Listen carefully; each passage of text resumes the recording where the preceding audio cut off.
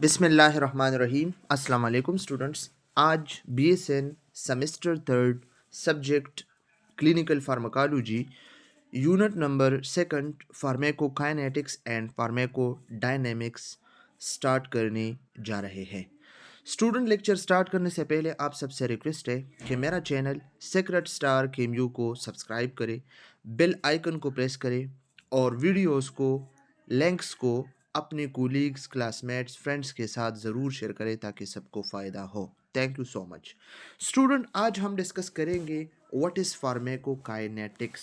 Pharmacokinetics P के क्या चीज़ है, ठीक है। तो फार्माकोकाइनेटिक्स हमारे पास ड्रग्स का वो प्रॉपर्टी जो हमारा बॉडी, हम जो ड्रग्स लेते हैं, हम जो मेडिसिन लेते हैं, खाते हैं, तो इसके साथ हमारा बॉडी क्या करता है, इसको एब्जर्व करते हैं, इसको डिस्ट्रीब्यूट करते हैं, इसको मेटाबोलाइज करते हैं और फिर इस ड्रग को, इस मेडिसिन को बॉडी से एक्सक्रीट करते हैं थ्रू किडनी या बाइल या स्टूल। सही है। तो ये हमारे पास है फार्माकोकाइनेटिक्स। दूसरा हमारे पास है फार्माकोडायनेमिक्स। फार्माकोडायनेमिक्स, ये ड्रग हमारे बॉडी के साथ क्या करता है। ड्रग मैंने लिया, मेडिसिन मैंने खाया, अब ये मेडिसिन जाएगा और प्रॉपर रिसेप्टर पे ये एक्शन लेगा, रिसेप्टर के साथ ये बाइंड होगा और हमारे सेल के अंदर ये डिफरेंट चेंजेस लाएगा। तो ये हमारे पास है फार्माकोडायनेमिक, ठीक है। तो फार्माकोकाइनेटिक का सिंपल मतलब हमारा बॉडी, मैंने जो ड्रग लिया है, ड्रग के साथ क्या करेगा। सही है। एब्जॉर्प्शन क्या होगा, डिस्ट्रीब्यूशन का क्या होगा, मेटाबॉलिज्म का क्या होगा, एक्सक्रीशन का क्या होगा। सेकंड वन हमारे पास फार्माकोडायनेमिक है। तो फार्माकोडायनेमिक का मतलब है कि ये ड्रग हमारे बॉडी के साथ क्या करेगा। ड्रग हमारे बॉडी के साथ क्या करेगा, ड्रग में जब लेता हूँ, मेडिसिन में जब खाता हूँ, तो ये जाके हमारी बॉडी सेल्स में एक्ट करता है, डिफरेंट रिसेप्टर्स पे ये एक्शन लेता है, रिसेप्टर को या ब्लॉक करता है, रिसेप्टर को या एक्टिवेट करता है और फिर इसकी वजह से सेल में मुख्तलिफ किस्म के चेंजेस आते हैं। सही है। तो ये हमारे पास है pharmacodynamic. One pharmacokinetics, second one pharmaco dynamic. Pharmacokinetic, pharmacodynamic इंशाल्लाह हम डिटेल के साथ डिस्कस करने वाले हैं टू पार्ट्स में। इस चैप्टर को पार्ट वन में हम फार्माकोकाइनेटिक डिस्कस करेंगे, फार्माकोडायनेमिक्स हम लेक्चर टू में डिस्कस करेंगे इंशाल्लाह कल। तो what is pharmacokinetics, what's the body does to the drug. Body drug के साथ क्या करता है, the movement of drug through the body. हमारे बॉडी में ड्रग का जो मूवमेंट होता है, एक जगह से दूसरे जगह जो मुंतकिल होता है ड्रग। सही है। For absorption, for distribution, for metabolism, for excretion. तो ये सब चीज़ें हम फार्माकोकाइनेटिक्स में डिस्कस करेंगे। सही है।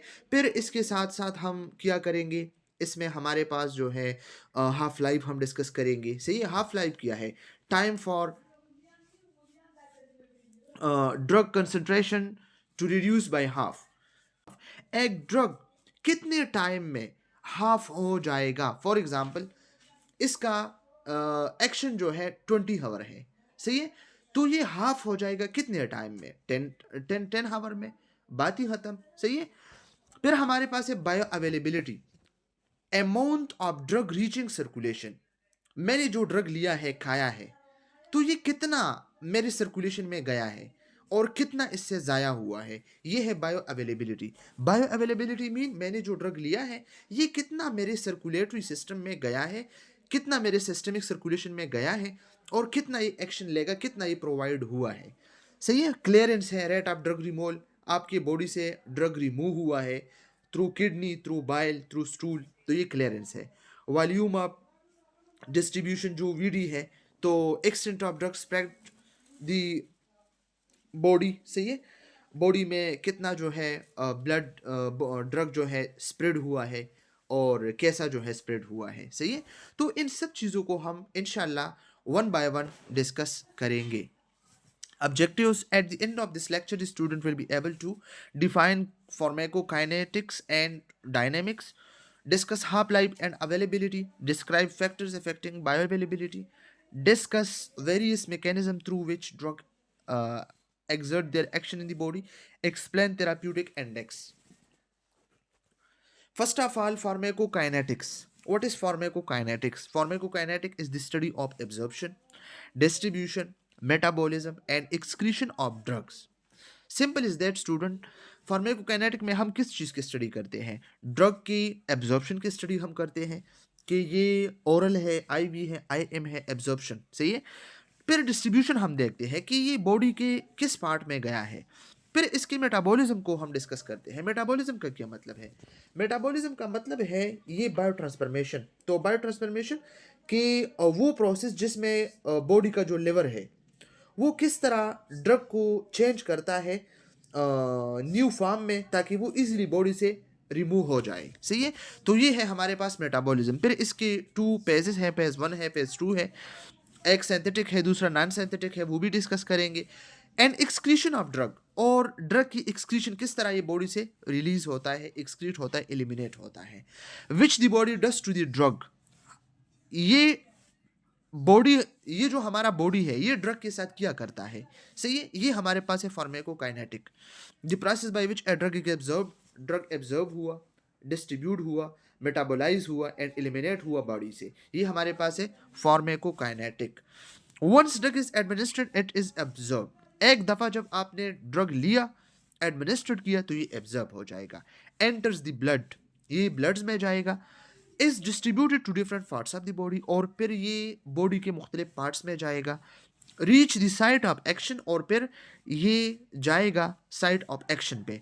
Is metabolised and then excrete, फिर ये मेटाबोलाइज हो जाएगा, लास्ट में एक्सक्रीट हो जाएगा थ्रू किडनी या बाइल आपकी बॉडी से सही है। तो ये है फार्माकोकाइनेटिक। ड्रग्स में be transported across the membrane by passive और एक्टिव ट्रांसपोर्ट। ड्रग जो है हमारे बॉडी में ट्रांसपोर्ट होते हैं डिफरेंट मेम्ब्रेन्स के अक्रॉस, या तो पैसिव ट्रांसपोर्ट से या एक्टिव ट्रांसपोर्ट से। What is passive transport and active transport?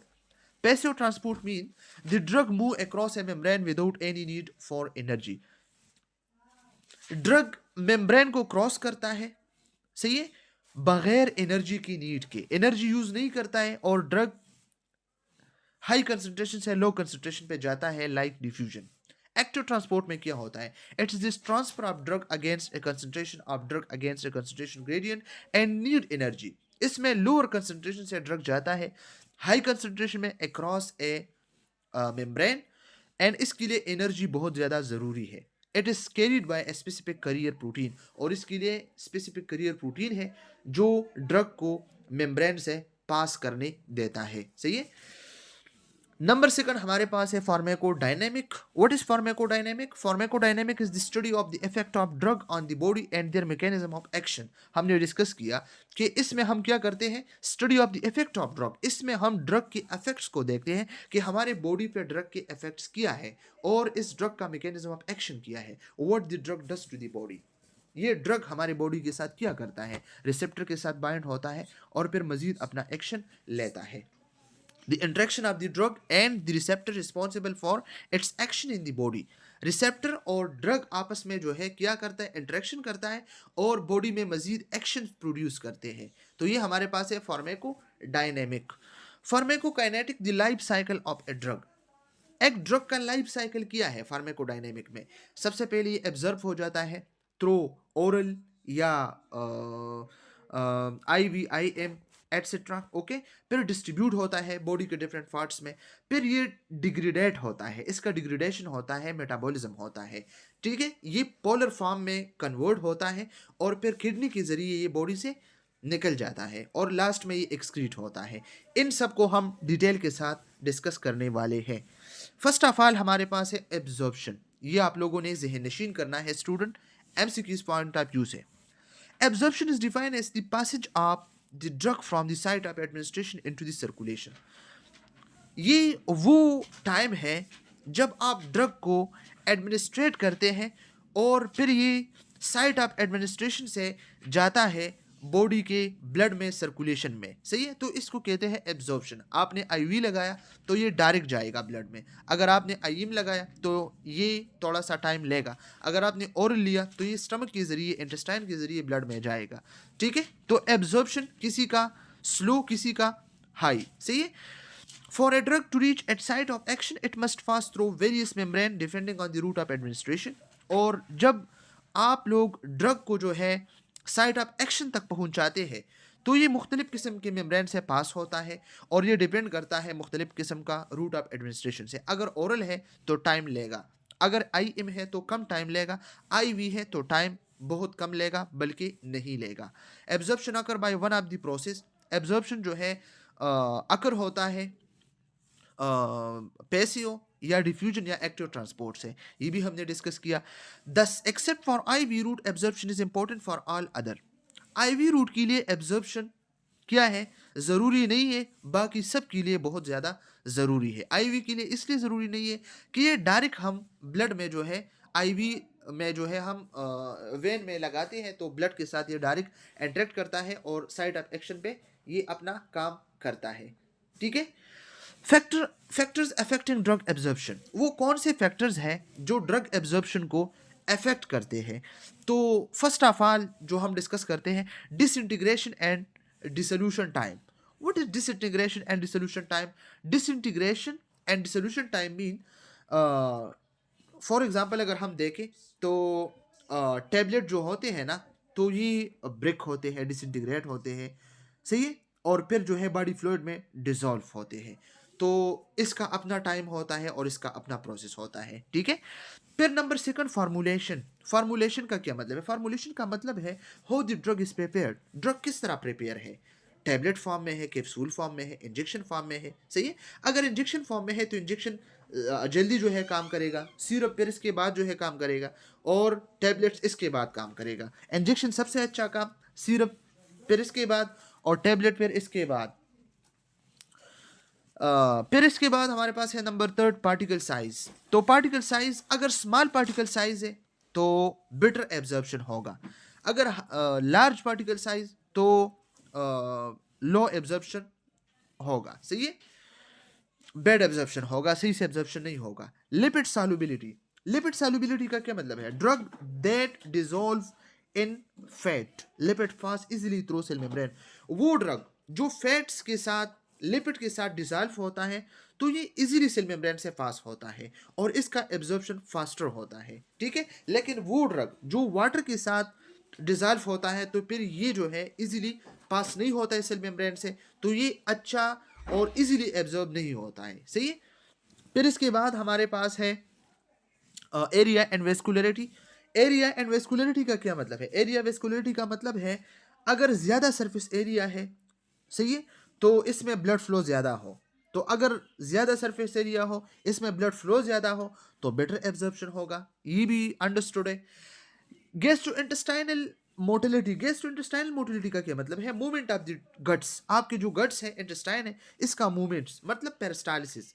तो अगर मूवमेंट फास्ट है तो लेस एब्जॉर्प्शन होगा, मूवमेंट फास्ट है ना, ज़्यादा जल्दी जो है आजमा आता है और डाइजेस्ट होता है और एलिमिनेट होता है, तो ये लेस एब्जॉर्प्शन होगा। अगर नॉर्मल है तो गुड एब्जॉर्प्शन होगा, ये आप लोगों ने याद रखनी है, सही है। फिर हमारे पास है presence of food, food presence. Food presence का क्या मतलब है? ड्रग में फॉर्म कॉम्प्लेक्सेस विद फूड्स, अक्सर ड्रग जो है आप नहीं ले सकते हैं खाने के साथ, वो फिर कॉम्प्लेक्सेस बनाते हैं, such complexes are poorly absorbed. For example, अगर हम एक एंटीबायोटिक है हमारे पास टेट्रासाइक्लिन, अगर ये आप मिल्क के साथ ले या इस फूड के साथ ले जिसमें कैल्शियम हो, तो ये टेट्रासाइक्लिन कीलेट्स बनाते हैं, चीलेट्स बनाते हैं, ठीक है। तो फिर इससे भी मसले बनते हैं और एब्जॉर्प्शन डिक्रीज होता है, सही है। नंबर 8 हमारे पास है pH and ionisation. PH and ionisation का मतलब है ionised drug are poorly absorb while unionised drug are lipid soluble and और विल एसिडिक। ओके, ये आप लोगों ने याद रखना है, ये बहुत ज़्यादा इंपॉर्टेंट भी है और पेपर पॉइंट ऑफ व्यू से भी ज़्यादा इंपॉर्टेंट है। आयनाइज्ड ड्रग जो है पोरली एब्जॉर्ब होता है, आयनाइज, सही है, और अनआयनाइज्ड ड्रग जो है ये अच्छे से एब्जॉर्ब होता है। क्यों? आयनाइज ड्रग इसलिए पोरली एब्जॉर्ब होता है क्योंकि ये वाटर के साथ मिक्स होता है, ठीक है। वाटर के साथ आयोनाइज ड्रग जो है रिएक्ट करता है, वाटर के साथ वाटर होता है, तो फिर ये पोरली एब्जॉर्ब होता है। और अनआयनाइज ड्रग क्यों जो है विल एब्जॉर्ब होता है, अच्छे से एब्जॉर्ब होता है, इसलिए अच्छे से एब्जॉर्ब होता है कि ये लिपिड सॉल्युबल होते हैं, लिपिड में ये सॉल्युबल होते हैं और ये अच्छे से जो है एब्जॉर्ब होते हैं, ये आप लोगों ने याद रखना है। फिर इसके बाद हमारे पास है acidic drug remain un-ionised in acidic medium. Acidic drug जो है अनआयनाइज होते हैं एसिडिक मीडियम में, तो ये जो है रेपिडली एब्जॉर्ब होता है, सही है। लाइक अगर हम देखें एस्पायरिन है, बारबिचुरेट्स है, सही है। और बेसिक ड्रग जो है अनआयनाइज होते हैं जब अल्कलाइन मीडियम में हो या बेसिक मीडियम में हो, इंटेस्टाइन में, तो ये भी रेपिडली जो है एब्जॉर्ब होते हैं, सही है। लाइक पेटिडीन है या एपिड्रीन है, सही है। फिर हम देखें मेटाबॉलिज्म, तो मेटाबॉलिज्म का क्या मतलब है? मेटाबॉलिज्म का मतलब है सम ड्रग में बी डिग्रेडेड इन गट्स।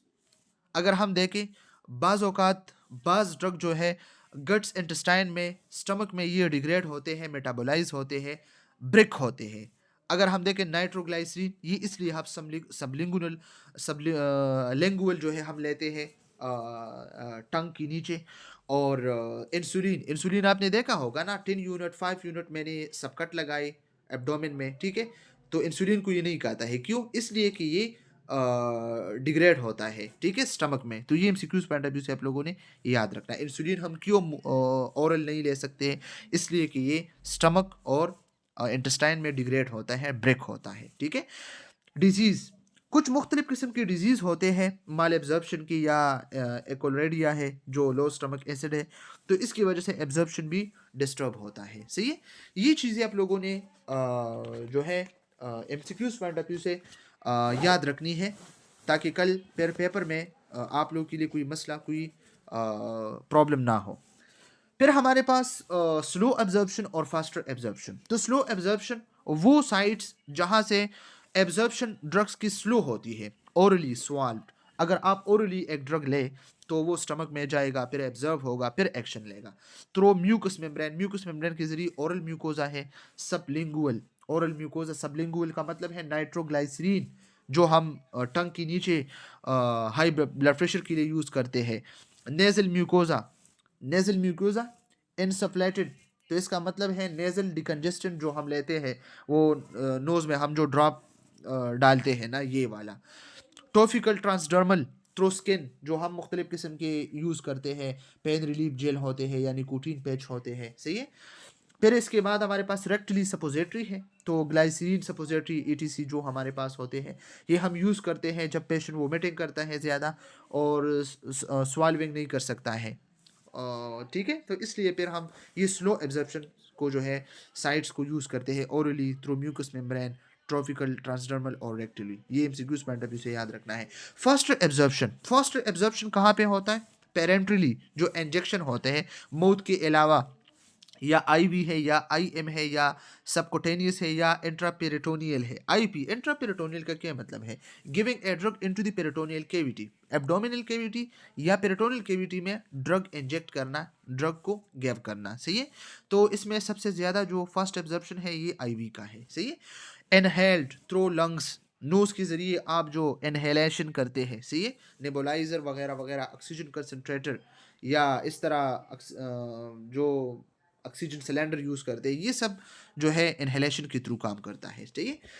फिर इसके बाद हमारे पास एक इम्पोर्टेंट पॉइंट है, टॉपिक है first pass metabolism. First pass metabolism, first pass metabolism का क्या मतलब है स्टूडेंट? ये इजीली मैं आप लोगों को समझाता हूँ कि आप लोगों को पता हो। इसका सेकंड नेम है प्री सिस्टमेटिक मेटाबॉलिज्म या first fast effect. First fast effect या फर्स्ट फास्ट मेटाबॉलिज्म या प्री सिस्टमिक मेटाबॉलिज्म, सही है, ताकि आप लोगों को कोई मसला ना हो, ठीक है। इसको मैं इजीली आप लोगों को समझाता हूँ।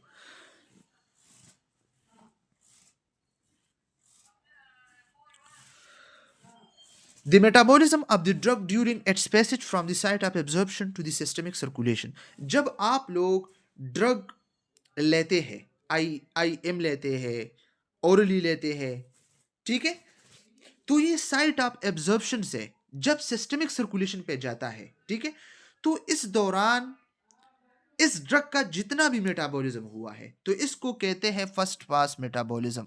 ओरली आपने मेडिसिन लिया, ओरली, तो ये स्टमक में जाएगा, इंटेस्टाइन में जाएगा, फिर एब्जॉर्ब होगा लिवर में।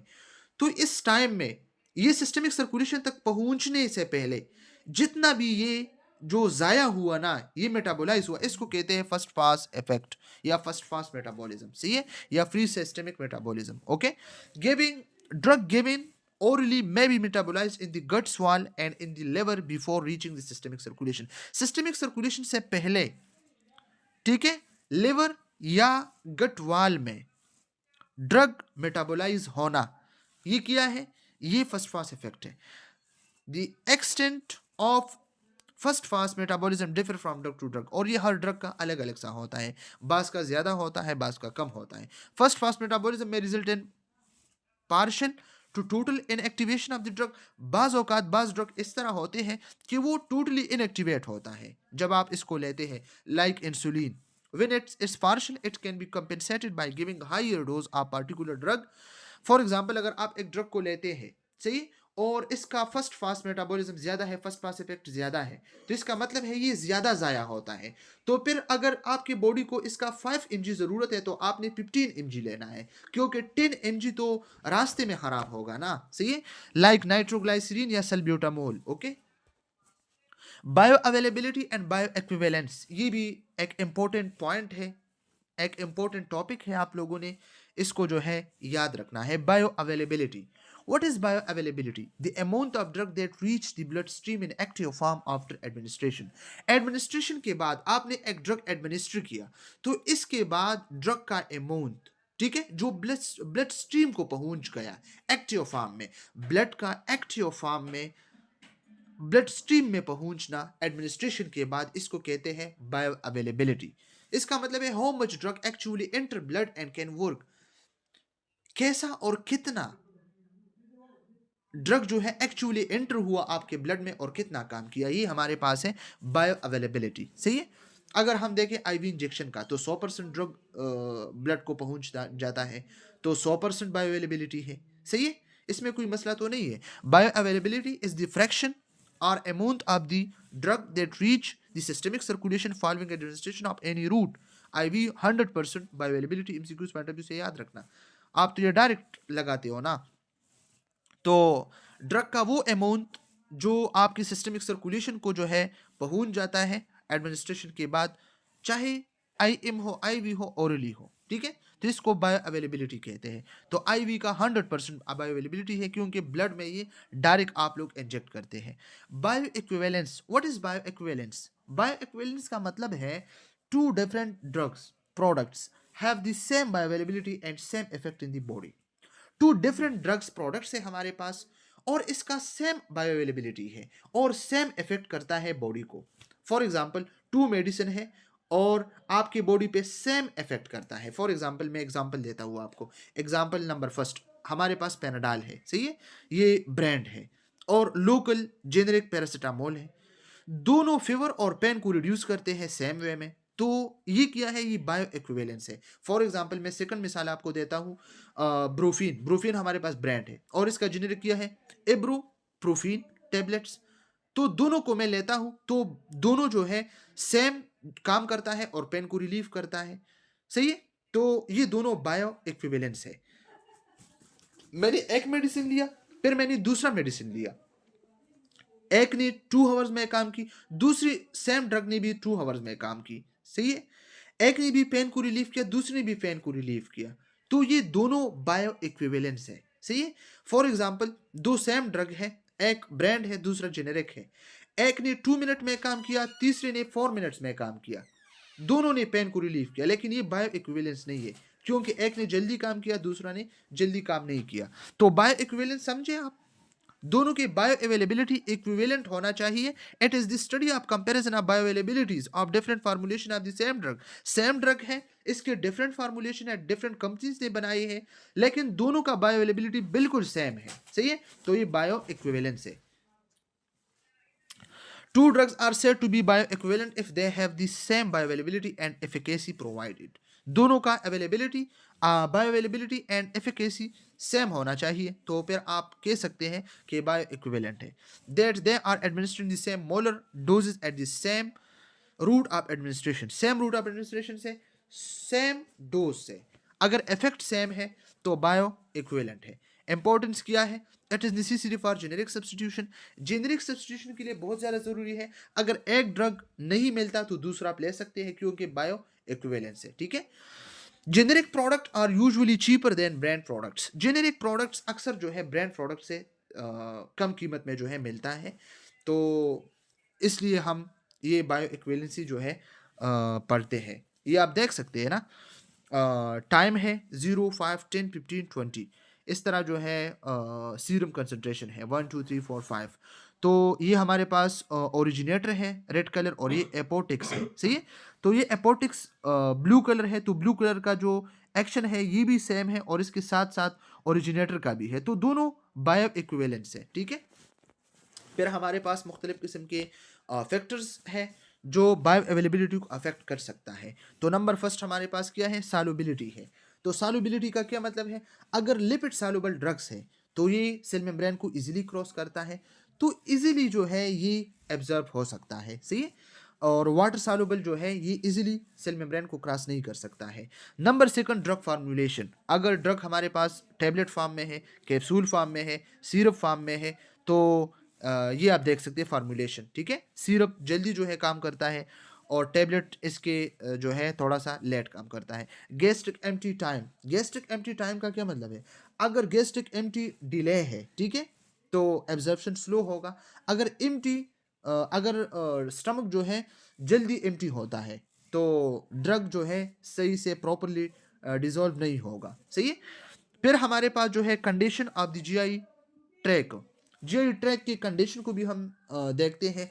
मुख्तलिफ किस्म की डिजीज़ है, क्रोन डिजीज़ है, सेलिक डिजीज़ है, या गेस्टाइटिस है, जो एब्जॉर्प्शन को एम्पेयर करता है, स्टॉप करता है। और स्टमक के पीच को भी हम मद्देनज़र रखते हैं। नॉन आयनाइज है, आयनाइज है। अगर नॉन आयनाइज ड्रग है, अनआयनाइज ड्रग है, तो वो फास्ट जो है एब्जॉर्ब होगा। अगर आयनाइज है तो ये फास्ट एब्जॉर्ब नहीं होगा, सही है। और फर्स्ट फास्ट इफेक्ट है। फर्स्ट फास्ट इफेक्ट भी हमने डिस्कस किया, लाइक मॉर्फिन है, आइसोसॉर्बेट है, डेंटेट है, तो ये हाई फर्स्ट फास्ट मेटाबॉलिज्म है इसका, सही है। Surface area for absorption. तो एब्जॉर्प्शन के लिए सरफेस एरिया बहुत ज़्यादा ज़रूरी है। जितना सरफेस एरिया ज़्यादा होगा तो इतना एब्जॉर्प्शन कम होगा। सॉरी, जितना सरफेस एरिया आपके ऑर्गन का ज़्यादा होगा, वेलाई है, माइक्रोवेलाई है, तो इतना एब्जॉर्प्शन ज़्यादा होगा इंटेस्टाइन स्टमक में। ड्रग ड्रग इंटरेक्शन, एंटासिड और क्लेरेथ्रोमाइसिन अगर आप साथ ले तो ड्रग ड्रग इंटरेक्शन हो सकता है। ड्रग फूड इंटरेक्शन, जिस तरह हमने कहा कि अगर आप लोग टेट्रासाइक्लिन ले और साथ मिल्क ले, तो ये दोनों टेट्रासाइक्लिन कीलेट्स चीलेट्स बनाता है, ठीक है, तो फिर भी एब्जॉर्प्शन इफेक्ट हो सकता है। तो ये वो फैक्टर्स है जो बायोअवेलेबिलिटी को क्या करता है, इफेक्ट कर सकता है, सही है। फिर हमारे पास नंबर सेकंड है distribution. Number first absorption, second distribution. Distribution में क्या है? After a drug reach the systemic circulation, जब ड्रग सिस्टमिक सर्कुलेशन तक आता है, पहुंच जाता है, it gets distributed to various tissue, तो ये बॉडी के मुख्तलिफ किस्म की टिश्यू पे डिस्ट्रीब्यूट होता है। It should cross several barriers before reaching the site of action. अपने साइट ऑफ एक्शन से पहले ये मुख्तलिफ किस्म के बैरियर्स को क्रॉस करते हैं, सही है। Like absorption, like distribution also involve the same process. Absorption और डिस्ट्रीब्यूशन सेम प्रोसेस में इन्वॉल्व है। इसमें फिल्ट्रेशन होता है, डिफ्यूजन होता है, स्पेशलाइज ट्रांसपोर्ट होता है, और various factor determine the rate and extent of distribution. मुख्तलिफ किस्म के फैक्टर्स हैं जो रेट और एक्सटेंट ऑफ डिस्ट्रीब्यूशन को अफेक्ट कर सकता है। लाइक लिपिड सॉल्युबिलिटी, अगर लिपिड सॉल्युबल ड्रग है तो जल्दी जो है एब्जॉर्ब होगा, जल्दी डिस्ट्रीब्यूट होगा। अगर हाई आयनाइज है, मोर आयनाइज है, तो कम जो है डिस्ट्रीब्यूट होगा, सही है। ब्लड फ्लो अगर ज़्यादा है एक ऑर्गन को तो ज़्यादा ड्रग जाएगा, डिस्ट्रीब्यूट हो जाएगा। बाइंडिंग टू प्लाज्मा प्रोटीन, अगर ज़्यादा प्लाज्मा प्रोटीन के साथ अटैच है तो ज़्यादा काम करेगा, लेस है तो बॉडी से जल्दी जो है एलिमिनेट हो जाएगा। Unionised and lipid soluble drug are widely distributed throughout the body. Unionised drug और लिपिड सॉल्युबल ड्रग जो है वाइडली जो है बॉडी में डिस्ट्रीब्यूट होते हैं। ये एमसीक्यूज पॉइंट ऑफ व्यू से आप लोगों ने याद रखना है स्टूडेंट, ओके। फिर इसके बाद हमारे पास है मेटाबॉलिज्म। मेटाबॉलिज्म का सेकंड नाम है बायो ट्रांसफॉर्मेशन। बायो ट्रांसफॉर्मेशन क्या होता है? The process by which the body liver changes a drug into a form that can be easily removed from the body। ये हमारे बॉडी का वो प्रोसेस है, हमारी बॉडी में खास तौर पे लिवर का वो प्रोसेस है जो एक ड्रग्स को चेंज करता है दूसरे फॉर्म में, ताकि वो बॉडी से इजीली एलिमिनेट हो जाए। सही है, ये हमारे पास है मेटाबॉलिज्म या bio transformation, the process of biochemical alteration of the drug in the body. Body में drug की biochemical alteration. Body treat most of the drug as foreign substance and try to inactivate and eliminate them by various biochemical reactions. हमारा body कोशिश करता है कि जो भी drug हम लेते हैं तो इसको फॉरेन सब्सटेंस जो है कंसिडर किया जाता है, तो फिर हमारा बॉडी कोशिश करता है कि उसको इनएक्टिवेट करे और मुख्तलिफ किस्म के तरीक़ों से हमारे बॉडी से ही एलिमिनेट करे। ठीक है, this process convert the drug into more polar. ये प्रोसेस क्या करता है, ड्रग को मोर पोलर में कन्वर्ट करता है वाटर सॉल्युबल कंपाउंड्स। ठीक है, so that they are easily excreted through the kidney. अगर ये मोर पोलर हो जाएगा तो वाटर सॉल्युबल कंपाउंड बन जाएगा, तो ये इजीली किडनी के जरिए बॉडी से निकल जाएगा। अगर ये लेस पोलर है और फैट सॉल्युबल है तो ये बॉडी से नहीं निकल सकता, ये सेल मेम्ब्रेन को क्रॉस करेगा और सेल्स में ज़्यादा टाइम के लिए बैठ जाएगा। सही है। Some of the drug are largely unchanged in urine. बाज ड्रग जो है बिल्कुल चेंज नहीं होता है यूरिन में, लाइक फ्यूरिसिमाइड है जो लेसिक्स है और एटिनोलोल है। सही है। Many drug are metabolised in liver, some are metabolised in kidney, lungs and blood. कुछ ड्रग जो है लिवर में मेटाबोलाइज होते हैं, कुछ जो है किडनी में और कुछ लंग्स में और कुछ ब्लड में। सही है। फिर इसके टू रिएक्शंस होते हैं हमारे पास, number first phase 1, number second phase 2। तो फेज 1 नॉन सिंथेटिक रिएक्शन है, फेज 2 सिंथेटिक रिएक्शन है। फेज 1 में क्या होता है, इसमें अक्सर ब्लड के साथ एक फंक्शनल ग्रुप अटैच होता है, या हाइड्रोक्सिल ग्रुप OH या एमाइड ग्रुप NH2। सही है। ये क्यों अटैच होता है, ताकि ये ड्रग इनएक्टिव हो या मोर एक्टिव हो और ये बॉडी से अच्छी तरीके से आसानी से एलिमिनेट हो जाए। फॉर एग्जांपल अगर हम कोडीन की बात करें तो ये कन्वर्ट होता है मॉर्फिन में, ताकि वो मोर एक्टिव हो, बॉडी से निकल जाए, इसके साथ कोई फंक्शनल ग्रुप ऐड होता है। सही है। तो फेज 1 नॉन सिंथेटिक रिएक्शन है, convert the drug to more polar metabolites by oxidation, reduction और हाइड्रोलिसिस। ऑक्सीडेशन से या रिडक्शन से या हाइड्रोलिसिस के जरिए ड्रग को कन्वर्ट किया जाता है मोर पोलर मेटाबोलाइट्स में, ताकि वो इजीली बॉडी से निकल जाएगा। If the metabolites are not water soluble it undergo phase 2 reaction. अगर मेटाबोलाइट्स नॉट वाटर सॉल्युबल है, मतलब वाटर सॉल्युबल नहीं है, फैट सॉल्युबल है, ठीक है, तो वो सेल में रहेगा, तो जरूरी बात है कि ये फेज 2 रिएक्शन में जाएगा। फेज 2 क्या है, सिंथेटिक रिएक्शन है। In this reaction water soluble substance present in the body like glucuronic acid, sulfuric acid and amino acid combine with the drug to form a highly polar compounds to excreted by the kidney, large molecule excreted through the bile। इसमें क्या होता है, इसमें हमारे पास मुख्तलिफ किस्म के substances add होते हैं।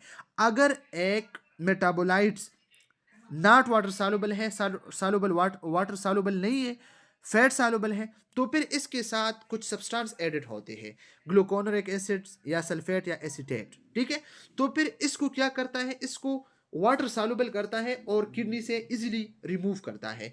फॉर एग्जांपल अगर पैरासीटामोल की हम बात करें तो ये बॉडी से नहीं निकल सकता, क्यों, फैट सॉल्युबल है। तो हमारा बॉडी क्या करता है, पैरासीटामोल ग्लूकोनोराइड में ही कन्वर्ट करता है, तो ये इजीली एक्सक्रीटेड होता है हमारे बॉडी से। सही है। और बाज लार्ज मॉलिक्यूल जो है बाइल में जो है बाहर जाता है। सही। फिर इसके बाद हमारे पास है एक्सक्रीशन। तो एक्सक्रीशन क्या होता है, the major organ of excretion और द किडनी, किडनी है, यूरिन के जरिए, इंटेस्टाइन स्टूल के जरिए, biliary system and the lungs. ठीक है। Drug in small amounts are excreted in the saliva, sweet and milk. मुख्तलिफ किस्म के ड्रग्स मिल्क, स्वीट, सलेवा में भी जा सकता है। Renal excretion, renal excretion, kidney is the most important organ of the drug excretion. Kidney important organ है drug excretion का। Highly lipid soluble drug are reabsorb and the renal tubule so their excretion is slow. High lipid soluble drug जो है reabsorb होते हैं renal tubules में, तो इसलिए इसका एक्सक्रीशन स्लो होता है। Unabsorbed portion of the orally administered drug are eliminated through the faeces. जो अनएब्सॉर्ब पोर्शन होता है ओरली एडमिनिस्ट्रेटेड ड्रग के, जो मूल से आप खाते हो, तो वो फीसिस में जाते हैं। लार्ज वाटर सॉल्युबल कंजुगेट्स और एक्सक्रीटेड इन द बाइल। और जो लार्ज वाटर सॉल्युबल कंजुगेट्स होते हैं, सही है, तो ये बाइल में एक्सक्रीट होते हैं। The lungs are the main route of elimination for gases and the liquids, और lungs main route of elimination है गैसेस और लिक्विड्स के लिए। जीए का क्या मतलब है? जीए का मतलब है जनरल एनेस्थेटिक्स और अल्कोहल, ठीक है। तो ये दोनों जो है लंग्स के जरिए हम एक्सक्रीट कर सकते हैं, सही है। फिर हमारे पास कुछ टर्मिनोलॉजीज है। प्लाज्मा हाफ लाइफ है, तो T1/2 ये हाफ लाइफ है, ठीक है। तो हाफ लाइफ का क्या मतलब है? हाफ लाइफ का मतलब है is the time taken for the plasma concentration of a drug to be reduce to half its value, ठीक है। एक ड्रग कितने टाइम में हाफ हो जाता है, ठीक है, इसका कंसंट्रेशन कितने टाइम में हाफ हो सकता है, तो ये है half life. Minimum dose is the smallest dose required to produce a desired therapeutic effect of the drug. वो कम डोज, ठीक है, जो एक डिजायर्ड थेराप्यूटिक इफेक्ट को प्रोड्यूस करते हैं आपकी बॉडी। आप कम लेते हैं लेकिन आपकी बॉडी जो है काम करता है वो drug. Maximum dose is the largest dose of the drug that can be safely given to patient without producing harmful effect. Maximum dose का मतलब है वो ज्यादा largest dose एक ड्रग का, एक मेडिसिन का, जो आप सेफली जो है एक पेशेंट को दे सकते हैं और फिर वो हार्मफुल इफेक्ट इसका नहीं होगा, साइड इफेक्ट नहीं होगा, ठीक है। टॉक्सिक डोज, टॉक्सिक डोज का क्या मतलब है? ड्रग को आप देते हैं और वो अनडिजायरेबल इफेक्ट को जो है प्रोड्यूस करते हैं, ठीक है, पेशेंट में। लीथल डोज, लीथल डोज वो डोज जो एक बंदे के लिए डेथ का सबब बन जाए, वो डोज जिसकी वजह से लोग मर जाते हैं, ठीक है। लीथल डोज ऑफ पीनोबार्बिटोन, पीनोबार्बिटोन अगर आप 6 to 10 ग्राम ले तो ये इंसान के लिए लीथल हो सकता है। ये आप देख सकते हैं, ये क्या है? हाफ लाइफ है टू ड्रग्स की।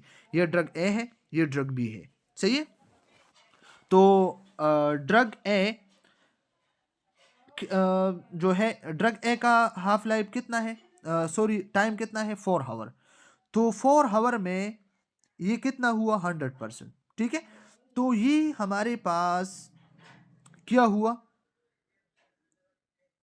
2 आवर में कितना हुआ? 50%। तो ये इसका हाफ लाइफ हुआ। फिर इसको आप देखें, इतने 5 आवर है, 5 इसका हाफ लाइफ है और इसका हावर कितना है? 10 है, सही है। Significance of half life, half life की कुछ सिग्निफिकेंस भी है हमारे पास, सही है।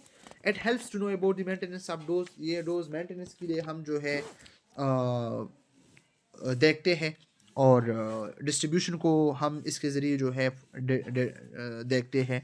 मेटाबॉलिज्म क्लियरेंस की बॉडी से कितने टाइम में जो है निकल जा सकता है, और ये स्टेडी स्टेट कंसंट्रेशन के लिए भी हम यूज़ करते हैं, और टोटल क्लियरेंस भी हम इसके ज़रिए दे सकते हैं।